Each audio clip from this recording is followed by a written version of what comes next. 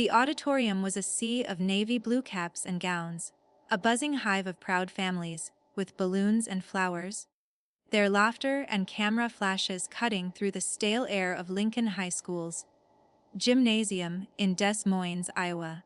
But for Emily Carson, sitting stiffly in the third row, the only sound was the deafening thunder of her own heartbeat, a frantic drum against her ribs as her eyes scanned the crowded bleachers for the one face she desperately needed to see. For her mother, for any sign of her family, but the seats reserved for Carson were conspicuously, painfully empty, a void that swallowed all the light and sound around her, a public testament to her unworthiness that was far louder than any graduation speech. And as the principal called her name, Emily Carson, summa cum laude, the walk across the stage was a mile-long march of shame, her smile a fragile, cracking mask as she accepted the diploma to a smattering of polite, pitying applause from strangers, the hollow cardboard tube feeling like a judgment in her hands. And the humiliation was only a prelude, a gentle sting compared to the searing wound waiting for her outside, where she found her mother Linda, leaning against their old sedan in the parking lot, not with a bouquet, but with a familiar, dismissive frown. "You really thought this little piece of paper would change anything?" Linda's voice was sharp, carrying easily across the asphalt, drawing glances from other families loading into their cars. "All this time in books for what? To end up a secretary or a starving teacher? You have no practical skills, Emily. You're a dreamer. You'll never wear a real uniform, one that commands respect, one that means something in this country. You'll never have authority. You'll never be someone people look up to. You're just background noise." Each word was a precise, practiced cut, honed over years of comparing Emily to her more socially adept cousins in Chicago, of dismissing her quiet intensity as weakness, her academic successes as trivialities in the real, hard world of America that Linda insisted she understood so well. Tears, hot and shameful, blurred the proud lines of the school building behind her mother's head, but Emily didn't let them fall. Not here, not with an audience. She just stood, swallowing the sobs that threatened to choke her, the diploma tube bending in her grip, feeling the finality of something break inside her, not with a scream, but with a silent, icy snap.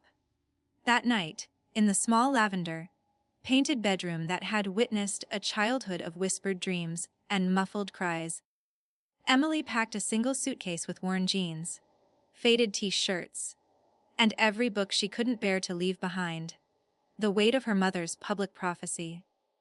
"You'll never wear a real uniform," echoing in the silent house, a curse she could feel sinking into her bones.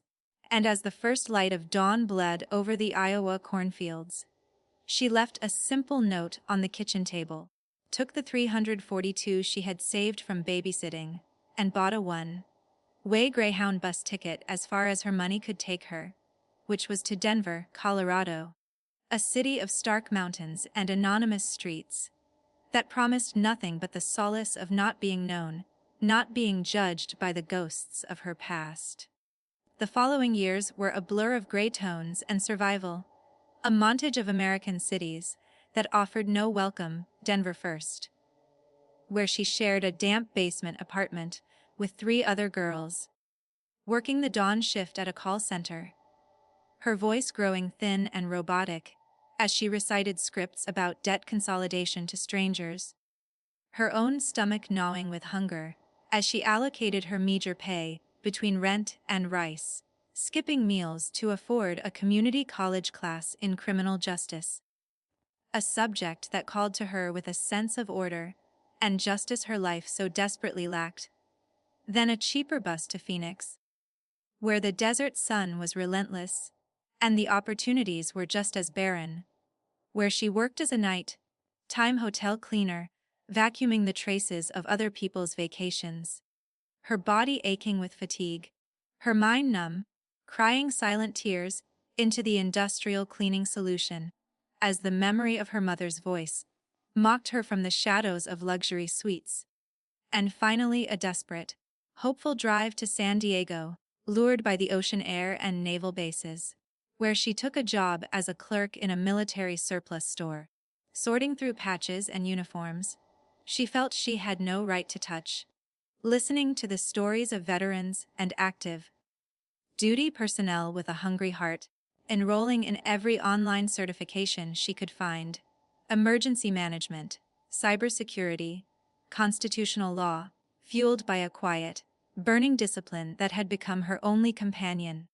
The loneliness was a physical weight, a constant chill in her bones. Even under the California sun, holidays like Thanksgiving and Christmas were spent alone, with a microwave meal and textbooks. The cheerful commercials on her second-hand TV, a cruel parody of family life. The phone calls from her mother, when they came, were never invitations home, just updates on the achievements of cousins back in Illinois, subtle reminders of Emily's exile. And she would listen, saying nothing, her fingernails leaving half-moon indents in her palm. The dream of a uniform, of a title, of a life that demanded respect, becoming not a desire but a quiet, obsessive need, the central pillar of her existence. She saved every cent, wore thrift store clothes until they frayed, and walked everywhere to save on gas, her social life non-existent, her entire being focused on the slow, meticulous construction of a new person, a person made of resilience and facts, of patience and silence, her revenge not a shouted threat, but a silently built fortress, brick by brick, grade by grade, certification by certification. The break, when it came, was not dramatic but bureaucratic. A passing mention from a regular customer at the surplus store about the United States citizenship and immigration services, hiring for immigration services officers. A uniformed federal position that valued her specific mix of legal knowledge and customer service. A chance to wear the badge of America itself, to embody its laws and its promises. And she applied with a heart pounding, not with hope, but with a terrifying sense of destiny. The process was a year-long gauntlet of written exams, panel interviews, background checks, and a polygraph that asked about her loyalty, her integrity, her very character, and she answered truthfully. The story of her past a strength, not a weakness, a testament to perseverance. And when the final offer letter arrived in her sparse mailbox, it was not joy she felt, but a profound, settling calm, as if a ship lost in a storm had finally sighted its true north. The training at the Federal Law Enforcement Training Center in Georgia was brutal, physically and mentally, a crucible designed to break down civilians and rebuild them as federal officers. And Emily thrived in it. The structured discipline a welcome language, the physical challenges a way to punish the weak body that had once trembled before her mother, and she graduated not at the top, but with a quiet, steely competence that her instructors noted as unshakable integrity. Her first posting was to the USCIS field office in Dallas, Texas, and the day she was sworn in, standing in her crisp blue uniform, with the polished badge and nameplate that read, "C.R. Sohn, E." She felt no triumphant shout rise in her throat, only a deep, resonant stillness, the silence of a vow finally fulfilled. The little girl from Iowa, now an agent of the United States government, her authority derived from the Constitution, her respect earned through the law.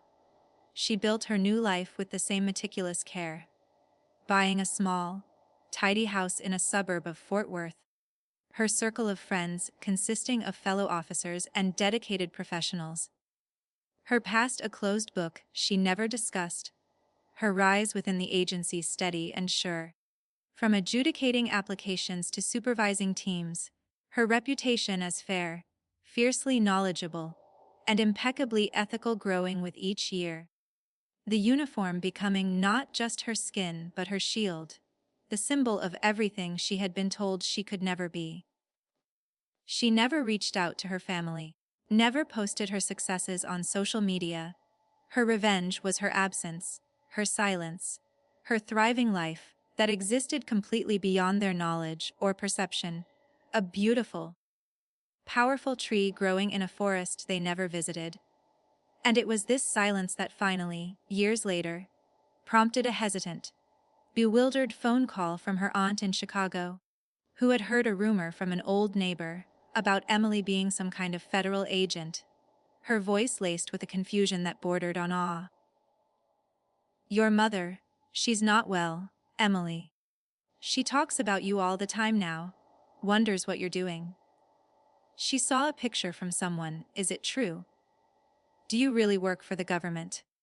Emily listened, her gaze steady on the American flag pin on her uniform blouse, hanging in her closet. She agreed, with a calm that surprised even herself, to visit the next time she was on leave. Not out of forgiveness, but out of a final, necessary piece of closure, a dignified end to the story. The journey back to Des Moines felt like traveling through a ghostly tunnel.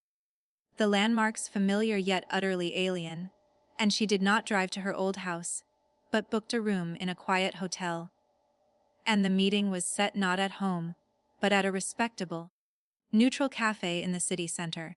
She arrived early, not in civilian clothes, but in her full USCIS dress blue uniform, the dark fabric sharp and authoritative, the gold accents gleaming.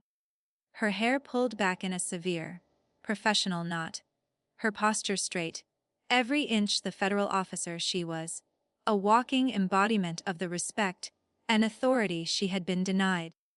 She saw her mother before she was seen, Linda looking older, smaller, perched nervously at a table, her hands fluttering over a menu, and when Emily approached and stood before her, the transformation was so absolute, so visceral, that Linda's breath hitched audibly, her eyes widening in a shock that erased every haughty line from her face, traveling slowly, disbelievingly, from the polished black shoes, up the pressed trousers and jacket, to the badge, the nameplate, the serious, calm face of her daughter. For a long moment, there was only the hum of the cafe around them, the clink of cups, and Linda's silent, stunned absorption of the reality before her. The uniform she had said Emily would never wear, the authority she said Emily would never command, the profound, quiet success that rendered every cruel prophecy null and void. "Emily, you're really?" Linda's voice cracked, shattered into 1,000 pieces, and then, with a sob that seemed to tear from a place decades deep, she broke, her hands coming up to cover her face as her shoulders shook with the force of a lifetime of regret, not for Emily's sake initially, but for her own blindness, her own failure, the stunning, undeniable proof of her daughter's worth, standing before her in the most powerful symbol of American institution she could comprehend. Emily did not sit. She did not reach out to comfort. She simply stood there, allowing her mother to absorb the totality of it, the silent, legal, dignified victory of her existence. She let the tears flow. Let the emotional breakdown happen in that public space, a reverse of the graduation day humiliation. Now with roles utterly and completely transformed. When the sobs subsided into hiccuping breaths, Emily spoke, her voice even, clear, and carried the gentle but unyielding weight of the law she now represented. "I am a Supervisory Immigration Services Officer with the United States Citizenship and Immigration Services, Department of Homeland Security. I help decide who gets to become a part of this country, Mother. I uphold its laws. I wear its uniform." She paused, letting the title, the responsibility, hang in the air between them. "I built this life for myself. You were right about one thing: I needed to live in the real America. And I do. Every day." She then took a single, deliberate step back, a movement of finality. "I hope you are well. Goodbye."